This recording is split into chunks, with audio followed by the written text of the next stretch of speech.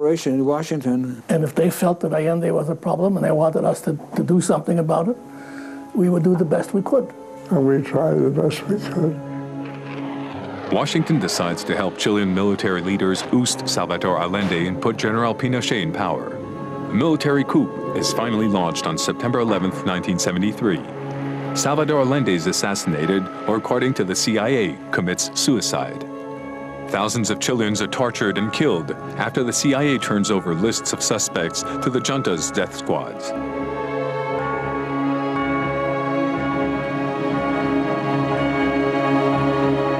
Even the most experienced CIA officers, people with 20, 30 years experience, do not really understand just how many things the CIA has done in the way of assassination or other covert operations.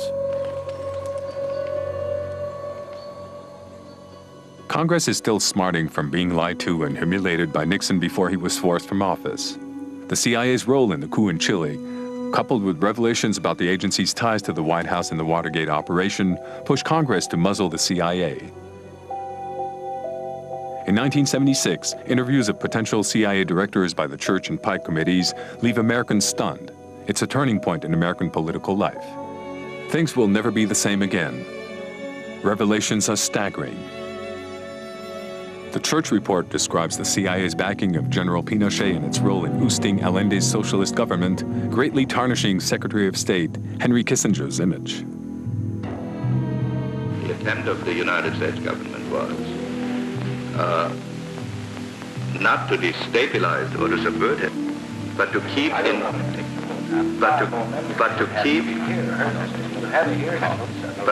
in being those political parties that had traditionally contested the elections. And our concern was with the election in 1976, and not at all with a coup in 1973 about which we knew nothing. Henry Kissinger was not enthusiastic about the revelations that the Pike and Church committees made because he came under a lot of criticism for things that he said and did. Chile was an abuse of American power.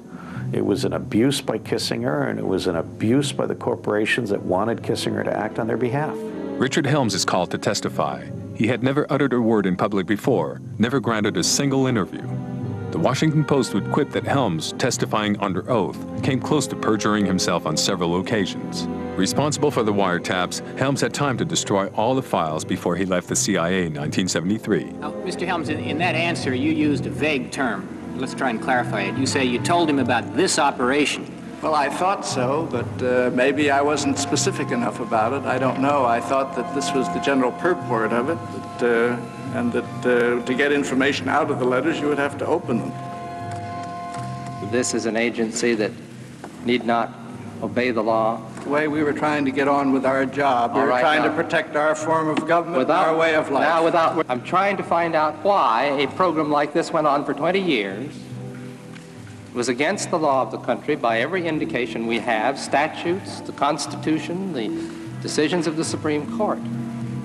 They had been producing some information on foreign connections with dissidents and terrorists. And all I'm trying to find out from you is whether you believe that the CIA doesn't have to abide by these laws because of the problems that the CIA faces. Well, I think my position, I don't think things are black and white in this life. You were conscious of the serious question of its legality. I was, sir.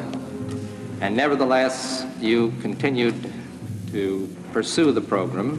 That statement, covert coverage has been discontinued, was a lie. The mail continued to be open. How does a president exercise any control over the CIA or any of these agencies? I just want to ask one question. Do you know that Mr. Nixon didn't know about that CIA mail intercept operation? And if he did, there's no one, including you, that have been able to tell us that he did. The president was given a document that did not tell him the truth. Can't you ask President Nixon whether he knew or not, and I will be guilty as charged. If you had been the President of the United States and had ask for recommendations coming from a report that was signed by you, the director of the CIA, what would you believe? Well, Mr. Chairman, I have to concede that on the record here and without the discussion that went on at the time, it certainly looks that way, and I'm sorry if I made a mistake at that time. He's the one who used to lie to the presidents. He's the one who lied to Congress. He's the one who tried to keep the thing going. Yet he's the big hero at the CIA. Richard Helms will go down in the history of CIA as the man who kept the secrets. And he went to his death with lots of secrets that nobody will ever know about. That's fine. That's what the intelligence system is all about. There are certain things that you're not supposed to see the light of day. And Dick managed to keep a lot of them secret. He was very good. Former CIA Director William Colby is called and turned to testify before the Senate. They start with questions about the coup in Chile. The agency make money, they print money. For example, ITT offered the CIA money to destabilize in Chile. We must rest only on appropriated funds. However, in the process of our operations, we do develop proprietary organizations. Mr. McCone was involved, and he was involved with the CIA. It kind of indicates that maybe that's not an outrageous request. Some of our activity along these lines have been generally known for years, and no objection made against them. Have you ever been briefed on the full extent of CIA's relationships with the mafia?